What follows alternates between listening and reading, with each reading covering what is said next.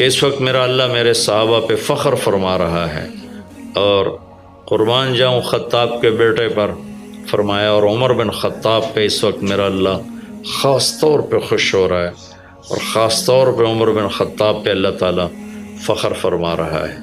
تو ان 10 دنوں میں جسے اللہ حج میسر فرما دے تو اس سے بڑی عبادت کوئی نہیں۔ حج میسر نہیں ہے تو پھر ان 10 دنوں میں نومی کا روزہ رکھنا، ان 10 دنوں میں روزے رکھنا، اس میں نوافل کی کثرت، صدقے کی کثرت، پھر قربانی، یہ سارے اعمال ان 10 دنوں میں انتہائی محبوب ہیں۔ جنہیں اللہ سعادت دے دے حج کی، بار بار جائیں، تابعوا بین الحج والعمرہ، حج عمرہ آگے پیچھے کرو، آگے پیچھے کرو۔ ایک بہت بڑا طبقہ ہے جو یہ کہتا ہے کہ ایک دفعہ فرض ہے، اس کے بعد کوئی ضروری نہیں۔ میں کب کہتا ہوں کہ ضروری ہے؟ ضروری نہیں ہے، لیکن ضروری کا مطلب فرض نہیں ہے، لیکن اللہ اس کے رسول کو پسند ہے کہ اس کے گھر بار بار آیا جائے، بار بار حاضری دی جائے۔ اللہ کے نبی کو تو آخر عمر میں جا کے موقع ملا، اس کے بعد آپ دنیا سے تشریف لے گئے۔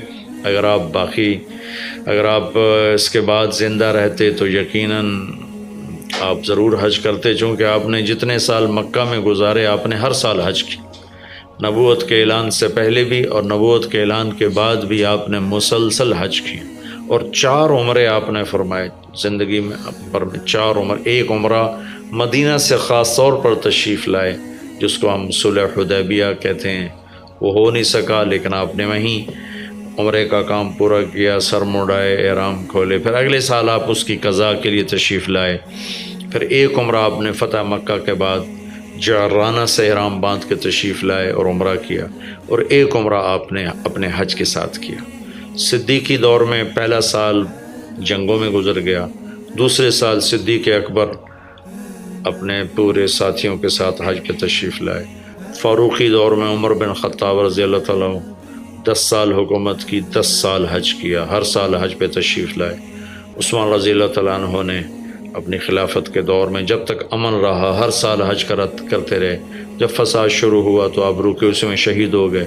علی رضی اللہ تعالیٰ عنہ کو موقع نہیں ملا، جنگوں میں زندگی گزر گئی، اور اسی میں آپ اللہ پاک کی بارگاہ میں پہنچ گئے۔ تو لیکن باقی 3 ساتھیوں کی خلافت کے دور میں آپ نے بکثرت حج اور عمرے کیے۔